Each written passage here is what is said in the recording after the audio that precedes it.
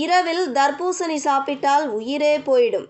இந்த தவறை மட்டும் செய்யாதீர்கள், அப்புறம் யாராலும் காப்பாற்ற முடியாது. மகாராஷ்டிரா மாநிலத்தில் பிரியாணி சாப்பிட்ட சிறிது நேரம் கழித்து தர்பூசணி சாப்பிட்ட 4 பேர் அடுத்தடுத்து உயிரிழந்துள்ளனர். அவர்கள் உயிரிழப்பிற்கு என்ன காரணம் என்பது தெளிவாக தெரியாத சூழலில் சந்தேக மரணம் என்ற பிரிவில் வழக்கு பதிவு செய்து போலீசார் விசாரணையை ஆரம்பித்துள்ளனர். மும்பை பைதோனி பகுதியில் அப்துல்லா டொகாடியா என்பவரது வீட்டில் உறவினர்கள் சூழ மகிழ்ச்சியான இரவு உணவு உபசரிப்பு நடந்துள்ளது. மொத்தம் 9 பேர் அமர்ந்து இரவு 10:30 மணி அளவில் பிரியாணி சாப்பிட்டுள்ளனர். சாப்பிட்டு முடித்து உறவினர்கள் அவரவர் வீட்டிற்கு சென்று விட்டனர். ஆனால் நள்ளிரவு 1 மணியிலிருந்து 1:30 மணிக்குள் அப்துல்லா, அவரது மனைவி நஸ்ரின் மற்றும் மகள்களான 2 ஆயிஷா, ஜைனப் ஆகிய 4 பேர் மட்டும் தர்பூசணி பழத்தை வெட்டி சாப்பிட்டுள்ளனர். இந்த சூழலில்தான் ஏப்ரல் 26 அதிகாலை 5:30 மணி அளவில் தர்பூசணி சாப்பிட்ட அந்த 4 பேருக்கும் கடும் வாந்தியும் வயிற்றுப்போக்கும் ஏற்பட்டு பின்னர் பரிதாபமாக உயிரிழந்தனர். இந்த விவகாரத்தில் பல சந்தேகங்கள்